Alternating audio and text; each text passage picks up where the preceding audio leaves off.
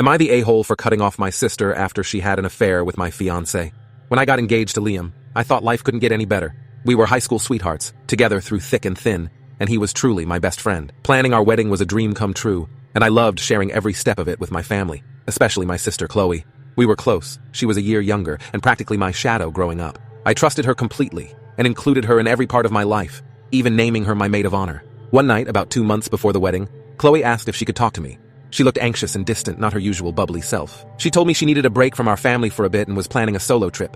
She wouldn't say where or why, just that she was feeling lost and needed to clear her head. I was supportive and offered to help her pack or drive her to the airport, but she declined and left without much explanation. It felt odd, but I brushed it off as her trying to deal with her own struggles.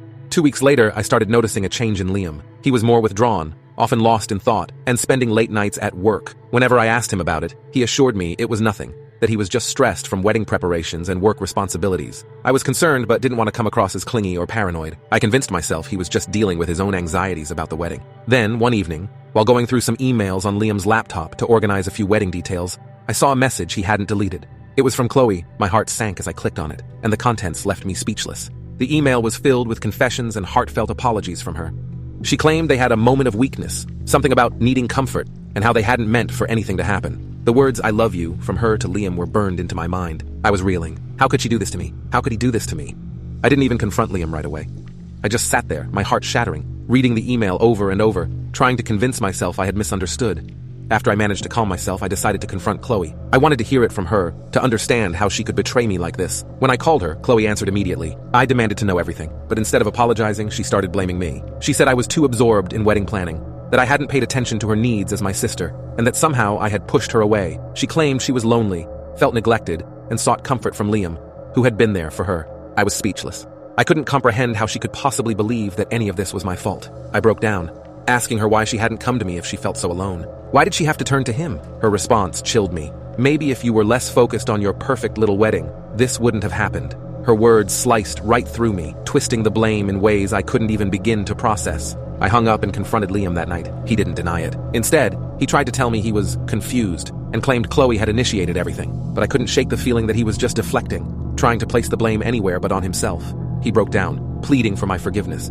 But I couldn't look at him the same way anymore. I felt like I'd been living with a stranger. Everything I thought we had was built on a lie. I called off the wedding. The pain was unbearable, but I knew I couldn't marry someone who could betray me so deeply, especially with my own sister. But my troubles didn't end there. Chloe started telling friends and family that I was the one who had pushed her to the affair. She painted herself as some victim, claiming I was always competitive with her and had driven her to this because I never made her feel like she mattered. I couldn't believe what I was hearing. To my shock, some of our family members actually sympathized with her, saying that she was just young and confused, and that I should forgive her. They didn't understand why I couldn't just let it go, why I was ruining the family dynamic over a mistake. The betrayal from my family cut even deeper than the one from Chloe and Liam. It felt like I was losing everyone I had loved and trusted.